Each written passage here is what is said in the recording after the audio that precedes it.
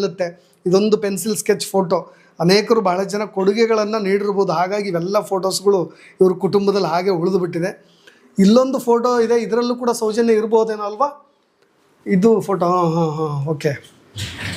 ಇನ್ನೊಂದು ಫೋಟೋ ತುಂಬ ದೊಡ್ಡ ಫೋಟೋ ಇದೆ. ಇದರಲ್ಲಿ ನೀವು ಸೌಜನ್ಯಾಳ ಫೋಟೋ ಯಾವಾಗಲೂ ಸೋಷಿಯಲ್ ಮೀಡಿಯಾದಲ್ಲಿ ನೋಡಿರ್ತೀರಲ್ವ, ಅದಕ್ಕಿಂತ ಸ್ವಲ್ಪ ವಿಭಿನ್ನವಾದ ಫೋಟೋವನ್ನು ತೋರಿಸೋ ಪ್ರಯತ್ನವನ್ನು ಮಾಡ್ತೀನಿ.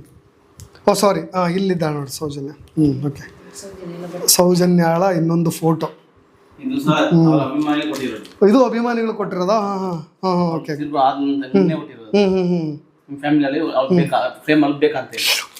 Okay okay okay.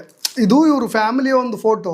ಆ್ಯಕ್ಚುಲಿ ಈ ಘಟನೆ ನಡೆದ ನಂತರ ಸೌಜನ್ಯ ನಮ್ಮ ಕುಟುಂಬದಲ್ಲಿ ಇನ್ನೂ ಕೂಡ ಇದ್ದಾಳೆ ಅನ್ನೋದಕ್ಕೋಸ್ಕರ ಆ ಫೋಟೋನ ಇಲ್ಲಿ ಆ್ಯಡ್ ಮಾಡಿರೋದು ಅಭಿಮಾನಿಗಳು. Okay okay. ಸೌಜನ್ಯ. ಓ ಸೂಪರ್ ಸೂಪರ್.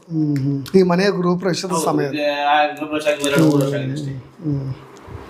ಯಾರೆಲ್ಲ ಆಕೆ ಬಟ್ಟೆಯನ್ನು ಕಿತ್ಕೊಂಡ್ರು, ಆಕೆಯನ್ನು ಹುರಿದು ಮುಕ್ಕಿದ್ರು, ಅವರು ಆಕೆ ಬಟ್ಟೆಯನ್ನು ಕಿತ್ಕೊಳ್ಬೋದು, ಆದರೆ ಸೌಜನ್ಯಾಳ ನೆನಪನ್ನು ಯಾವತ್ತೂ ಕೂಡ ಕಿತ್ಕೊಳ್ಳಿಕ್ಕೆ ಸಾಧ್ಯವಿಲ್ಲ. ಅಮ್ಮ ನೆನಪಿಗೋಸ್ಕರ ಇಟ್ಟಿರ್ತಕ್ಕಂಥ ಬಟ್ಟೆಗಳು ಸೌಜನ್ಯಾಳ ಬಟ್ಟೆಯನ್ನು.